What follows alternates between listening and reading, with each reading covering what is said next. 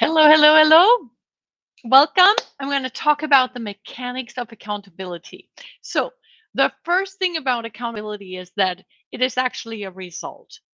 So, it is not a negative, punitive consequence like some people like to use the word and say, well, we have to hold each other, we have to hold them accountable, right? Implying that uh, let's impose some negative consequence and maybe even fire people. So, accountability is not that. Accountability, in the true sense of the word, is actually the ability to count on someone or to account for something, just the ability to do that. So, if we don't have the ability, it means somebody didn't own the results. So, you could look at accountability as ownership and results.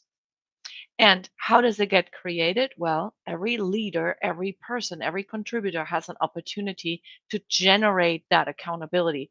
So, unlike what people think about accountability, that it is reactive and it is a consequence and it's punitive in nature and unpleasant, it is actually the opposite. It's an opportunity to create the ability to count on each other for certain outcomes. And we create it with the conversations we have.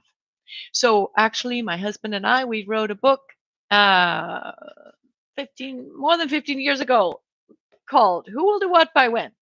So if you really want to learn about the conversational frameworks of how to create accountability, I highly recommend you read this Love Story Place in Washington, D.C., and it has the whole model in it. But I'm going to give you the basic mechanics for it, okay? So think about your life right now for a moment and just give it from 1 to 10 a number of satisfaction. How satisfied are you with your life? Just broad stroke. Just give it, like, if you're just super super happy, obviously it's a 10. Somewhere in the middle, right? You'd be a 5. If things aren't going your way, maybe a 1 or 2.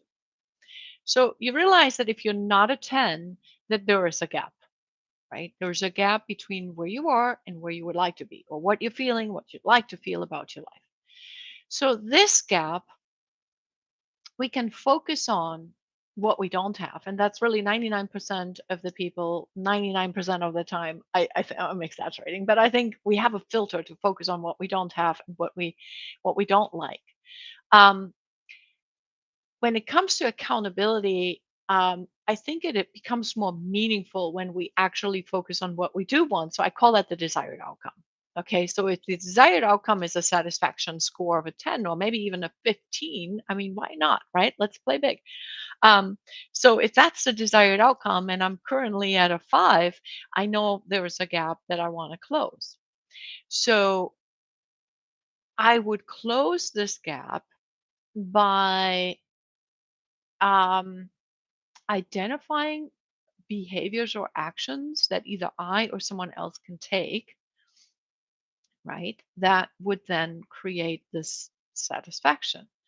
So if it's something I can do, I can commit and promise to myself that I will do it, right? If it is something that someone else would need to do, which is usually that's where we go first, right? We're thinking, okay, who needs to do what for me, right? Maybe that should have been the title of the book. Who is going to do what for me? Um, so if, let's say, it is something that I need from somebody else, I would actually make a request from that person. So again, this is in the book. It's describing the exact formula for a request. Who is making from whom do you make it? What do you request? By when do you want it? And why are you requesting it? 4 elements, basically. So now let's say you've made a request of somebody. You need to get an answer. So you're going to get one of 4 answers. Either yes, the person says, yes, I accept and I'm going to do X by Y, or no, I won't do X by Y. Or the third one might be, let me make a different kind of promise to you. So I cannot do this, but I can do that. And then there's a fourth one that really I think a lot of people don't even, it's not on their radar and it's highly underutilized, and it's called to commit to commit. So it would be, hey, I'm so overwhelmed in this moment, I can't even give you an answer. Let me get back and review this in a couple hours. I'll give you a call. So in other words, I'm committing that at a specific time in the future, I'm going to get back to you with a commitment. Okay. And then I could be yes, no, counter offer still. But so now that closes the loop. Okay. So you now have a commitment that you can manage. And this is how we create accountability, is by making and honoring these commitments. So if somebody gives you a commitment, you can count on them to honor that commitment. So honoring commitment three ways. You're either going to follow through, or if you cannot and you realize it before the deadline, then you renegotiate it. Those kinds of early warnings don't get punished. Okay. Or the third option is if you blew through the deadline, you have to apologize and make a new commitment. But those are the three ways that we honor a commitment. Pretty basic so far, right? This isn't brain science. But if you are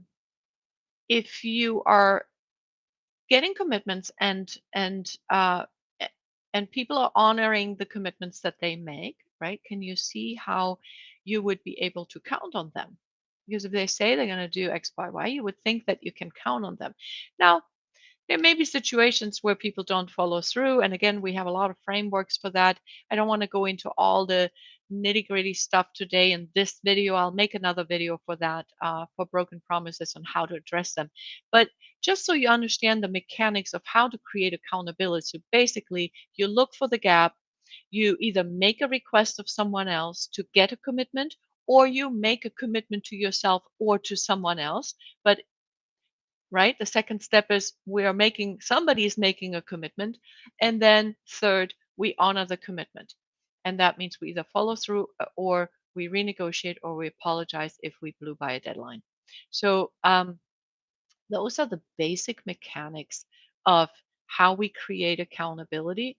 And as I said, I will see you if you're interested in this topic. I'll see you on the next video where I'm going to discuss how we deal with broken promises and how we get more meaningful promises from people.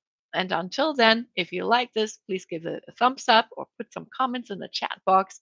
You can always reach me at headsupperformance.com, and I would welcome your questions at any time.